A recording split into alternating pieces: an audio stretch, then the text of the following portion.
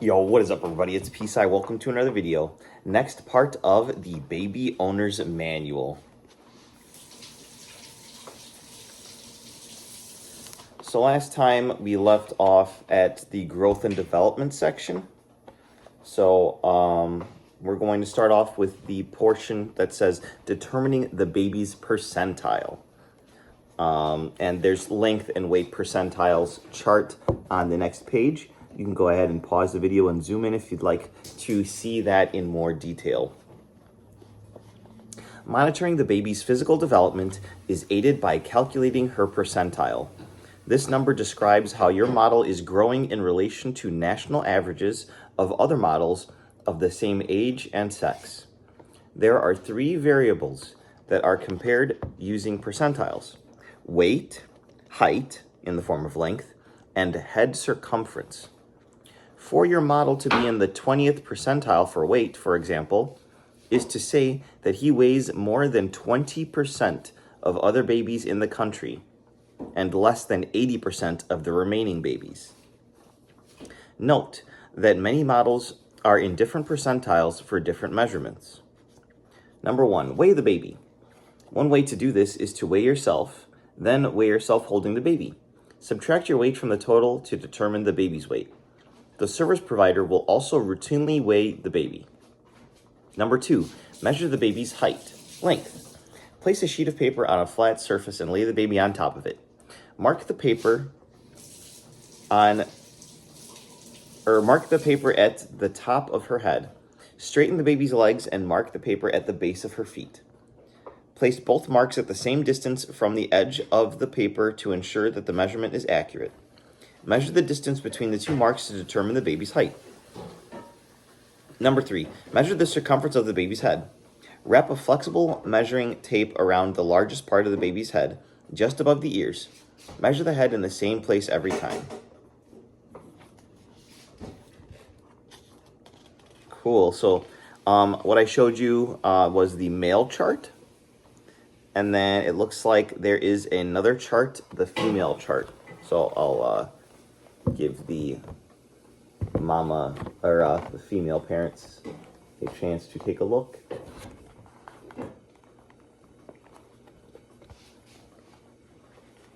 Number 4, chart the measurements. Use the graphs on pages 169 and 170, the ones I just showed you, to determine the baby's percentile and understand how your model compares to other models in operation. Expert tip: do not worry too much about your baby's percentile.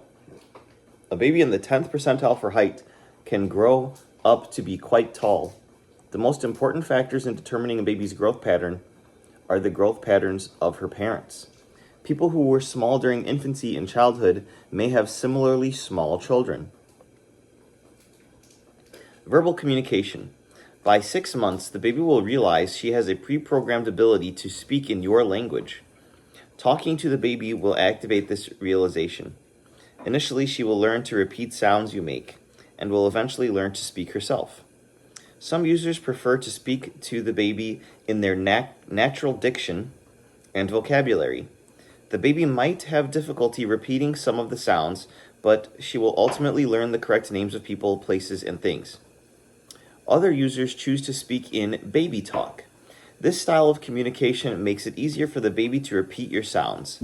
However, it can lead to future confusion about the correct names of people, places, and things. It is recommended that users employ a mixture of both techniques. For optimal results, speak in a higher octave. These higher pitched tones are easier for the baby's auditory sensors to register. Cool beans. Baby talk. The baby comes pre-installed with many baby talk expressions, including coo, goo, ah. When the baby emits one of these sounds, repeat it back to her. This encourages the baby to make certain sounds, and even teaches the basics of conversation. Good, I've already been doing that naturally. Natural speaking. By 6 months, some models will begin to make sounds resembling fragments of adult words. Sounds like da, ba, ma, and ladle, ladle. To help her expand these sounds into words, employ the following techniques. Number 1, repeat the sound she made. Number 2, encourage her to imitate you. Applaud or cheer when she repeats a sound you have made. It's like I wrote this book. Number 3, respond to the sound or respond to sounds the baby makes with natural speech. Respond with "Really, is that so?" or "I think you are right." Smiling and showing enthusiasm will encourage the baby to continue the conversation. Nice. Expert tip. While interacting with the baby, many users verbally describe their actions as they perform them. These descriptions can come in the form of statements such as, "I am giving you a bottle now." The baby will appreciate the attention and might learn more quickly about the uses of language. All right, next section. The baby's mobility. As the baby's motor skills increase, he will develop the ability to crawl, pull up, walk, and even climb. Until he has mastered these skills, it is important to be watchful and to make sure the baby does not injure himself.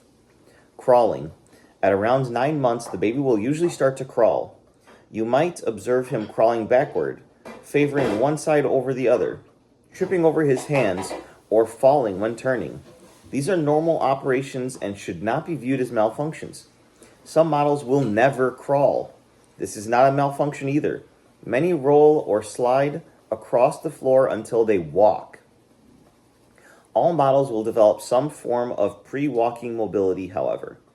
When the baby practices crawling, follow these guidelines. Number 1, stay within arm's reach of the baby until he becomes proficient in crawling.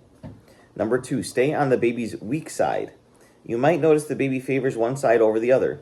If so, the baby is more likely to fall onto his weaker side. Number 3, limit the baby's crawling to soft surfaces such as carpets, rugs, or grass. If the baby falls or trips, he will suffer little to no injury.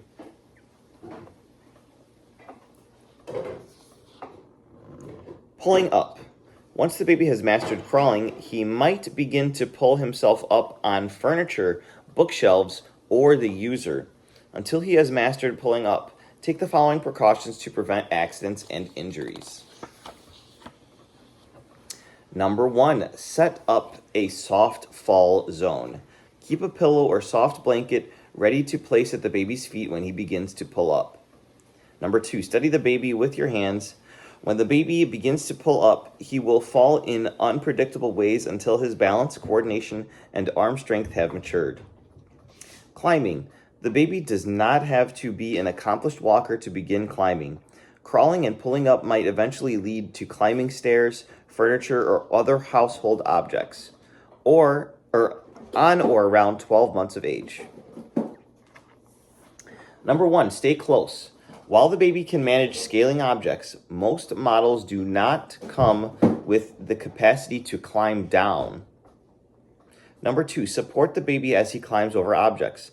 The baby might not recognize his built-in center of gravity and might fall forward onto his face when halfway over an object. Support the baby until he recognizes this feature. Number 3, always supervise the baby during stair climbs. A fall on a staircase can be extremely dangerous for the baby. Keep one hand on him at all times and watch for backward or sideways falling. Expert tip.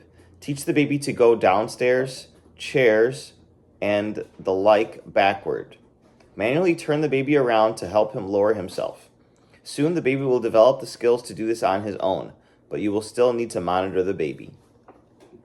All right, and then here's some diagrams of the mobility of a baby. It honestly looks a little bit terrifying, the damage that they can do to themselves. But it's all part of growing up. You guys all did it. If you're watching this video, that is. You used to be a baby. Think about that. Walking. By the time the baby takes his first steps, at or around 12 months of age, he will be much more adept at catching himself after falling forward, or landing on his bottom after falling backward. Still, there are protective steps users can take to help him avoid injury. Number 1, let him walk barefoot. Do not rush to add shoes to the baby's wardrobe. Walking barefoot will help him get the feel for walking, and shoes will be awkward at first. Use soft, flexible shoes only when the baby walks outside. Number 2, clear a path for the baby. He will most likely be watching his target destination, you or a favorite toy, rather than his feet. Number 3, beware of sharp or hard furniture edges. These can cause damage to the baby in event of a fall.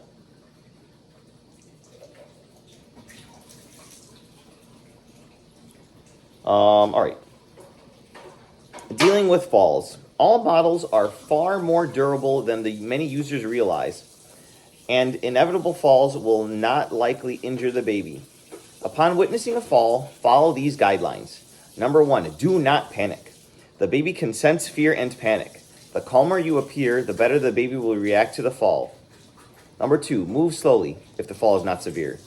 If the baby sees a user rushing toward him, he may become frightened.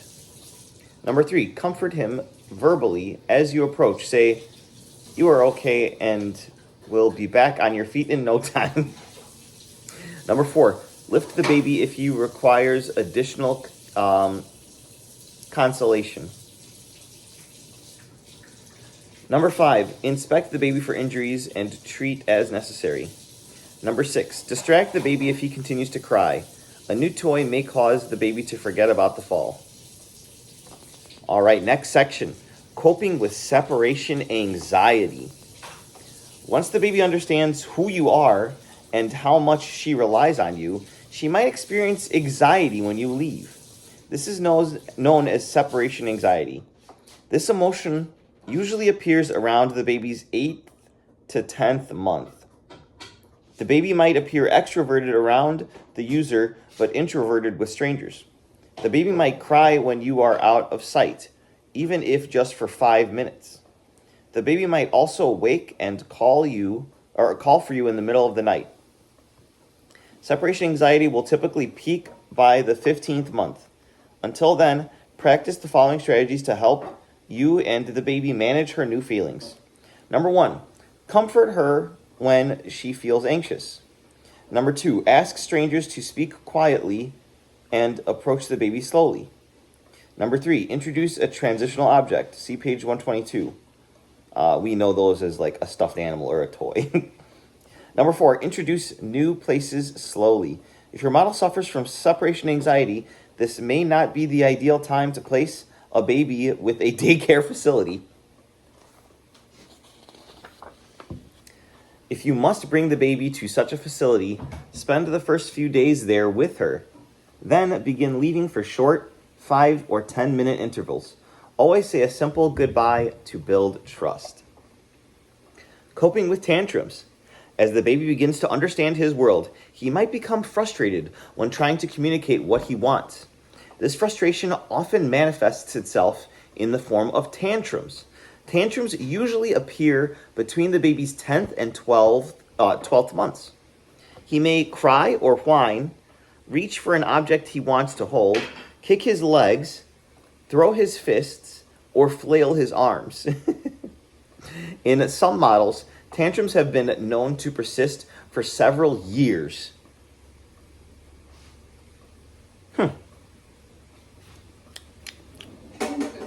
Interesting. Use the following techniques to manage early tantrums. I'll tell you how to manage tantrums. Number 1, throughout the first year, introduce the word no. The baby might not understand this word until he is 1 year old. Use it infrequently and only in important statements like, "No, don't touch, that's hot," or "No, don't eat, that's a bug." The power of no will become useful when the baby has tantrums. No tantrum. No, you stop it. Number 2, try to explain as much as possible. All models have built-in functions that will begin to understand your verbal explanation for why he cannot play with a knife or touch a hot stove. These explanations will help him adjust to his boundaries.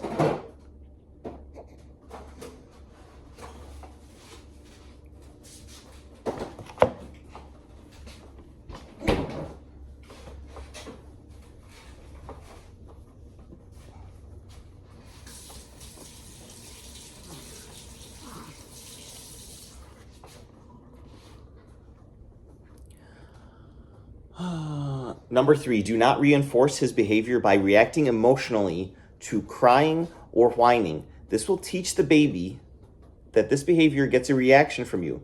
If the baby's safety is not at stake, do not respond to the cries or whines at all.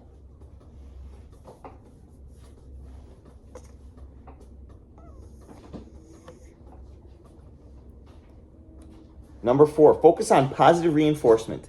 Praise the baby when he behaves in an acceptable way. Clap and smile when he puts a toy away on his own. Number 5, be patient. Service providers call this a phase and it will pass. Oh, cool. There is a diagram showing tantrum mode. Pretty humorous.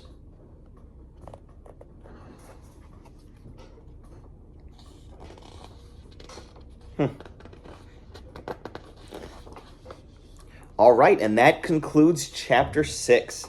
Next chapter is chapter 7, safety and emergency maintenance. We're only at 17 minutes, so I think I can read a couple of pages of this. Let me see.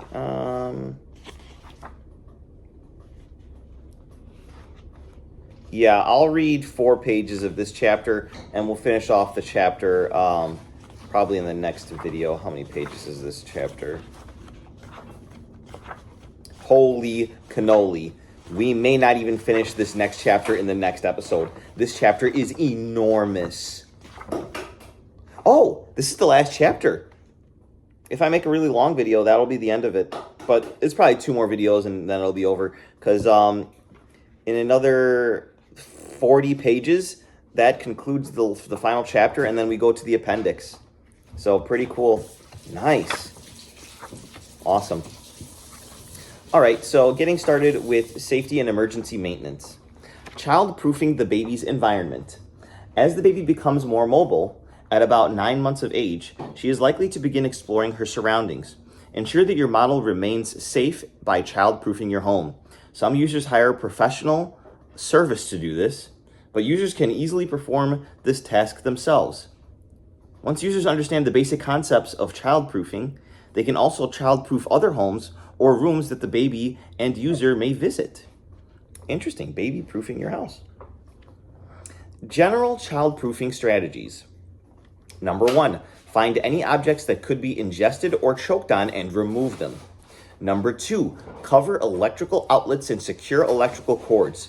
Use safety plugs to restrict access to unused outlets.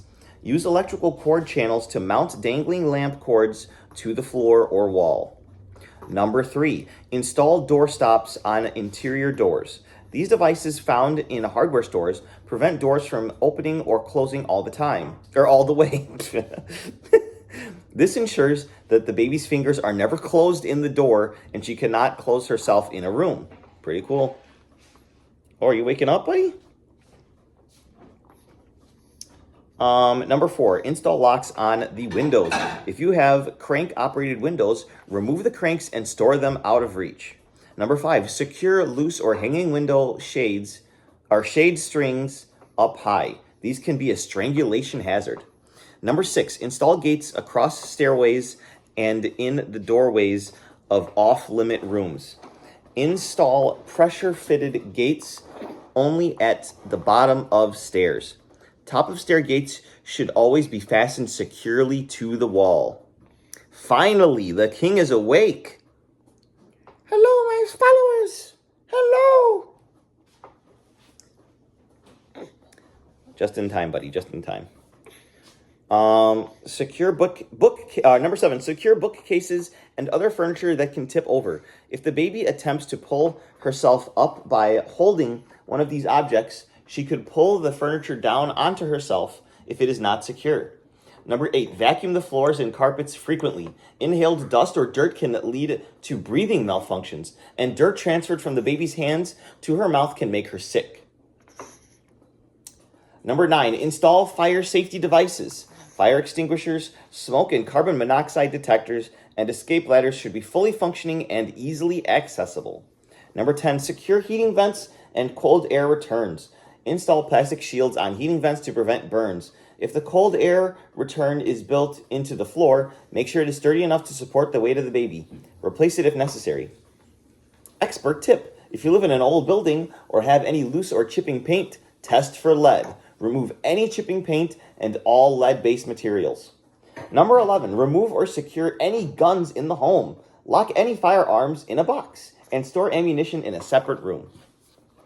Pew, pew, pew, pew, pew, pew. We're already at 20 minutes. I was going to read this page too, but we're going to stop there and leave kitchen strategies, bathroom strategies, and bedroom strategies for the next time. So make sure you tune in for us next time. Subscribe for more. We'll see you guys in the next one. Bye-bye. Bye, guys. Bye-bye, everyone.